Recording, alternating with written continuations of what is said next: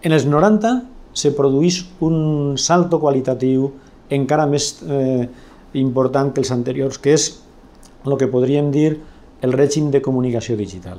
I aquest règim de comunicació digital té distints impactes. Un primer impacte és que en qualsevol pantalla podem tindre tots els missatges amb totes les modalitats de comunicació de l'ésser humà. Pot ser una comunicació oral, pot ser una comunicació letrada, pot ser una comunicació audiovisual, amb imatges dinàmiques, etc. etc.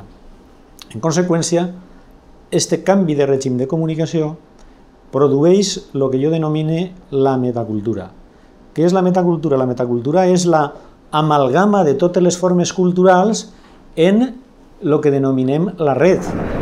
Lo que propiciará el sistema digital o la digitalización es, por un lado, democratización de la cultura, un fácil acceso a los bienes culturales, y yo estoy convencido que con el tiempo será una fuente de riqueza mayor de la que hasta este momento ha tenido el sector de las industrias culturales. Quan parlem d'indústria cultural, en gran part estem parlant del món digital. És un camí inevitable i qualsevol que es plantegi el futur sense presumir que hi haurà un augment vertiginós amb aquest camp de la comunicació social s'equivocaria. A nivel de distribución va a haber una concentración en grandes empresas, algo similar a las majors que ha habido durante muchos años, y la distribución digital se va a hacer desde unas pocas plataformas. El sector de la música, por ejemplo, que fue de los primeros en que sufrió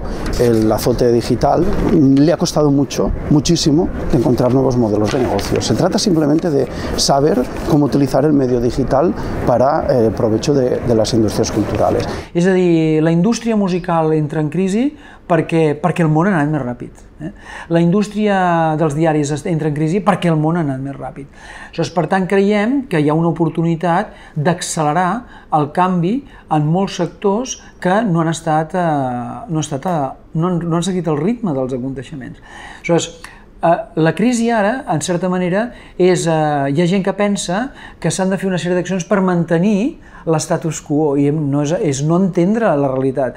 La realitat és que les coses han canviat i els models han de ser diferents. Inicialmente, el sector editorial en general, consideró todo el entorno digital como una amenaza. En estos momentos, casi todas las editoriales, y en la última feria de Frankfurt esto ha sido muy evidente, están entrando y ya están desarrollando plataformas propias, adquisición de libros para distribución digital. Entonces ahí evidentemente hay no un nicho de negocio, hay una autopista. Creo que simplemente el sector cultural ahora las está utilizando tímidamente a nivel de promoción, a nivel de visualización, a nivel de saber que es una herramienta que va a tener que incorporarla más pronto que tarde, pero de momento el sector tradicional la está utilizando muy tímidamente. Este alcance global tiene una potencia impresionante, y aunque solo fuera por utilizarlo como un canal de marketing, que yo creo que es desaprovecharlo, pero está ahí. O sea, el potencial de marketing es indiscutible. Solamente por esto yo creo que hay que estar en la red, hay que ser activo y hay que ser proactivo. Y los sectores creativos están incorporando cada vez más diferentes aspectos digitales en sus herramientas de creación. El sector teatral claramente está utilizando cada vez más tecnología punta,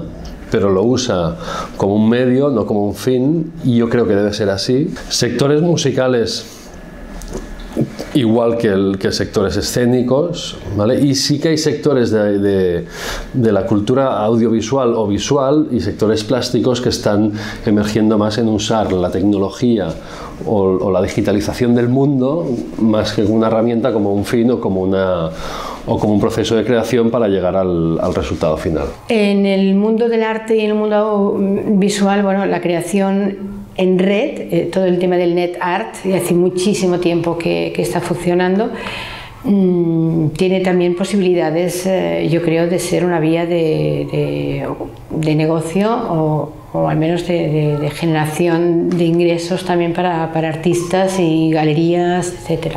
En el mundo analógico también había que actualizarse y en ese momento había que actualizar bienes de producción, costosos. La formación es costosa, evidentemente, pero posiblemente no es tan costosa como comprar una máquina para que te haga un libro, para que te haga un disco. Yo creo que la formación continuada nunca es un hándicap, es decir, es una obligación de las personas y más de los que estamos en el sector cultural, que tenemos que formarnos y formar, ¿no? Pero sí que es cierto que estamos, no reticentes, pero sí que es cierto que los cambios son ultra rápidos, es algo que te vale hoy, hace un año era impensable i quizá dentro d'un any tindràs otra herramienta que serà mucho más potente. A què es deu això? A canvis que hi ha hagut en el procés de la cultura, bàsicament jo crec que és la irrupció de la ciència a la cultura popular i el tema de les xarxes socials quan mirem els grans canvis que s'estan produint en les formes de comunicació.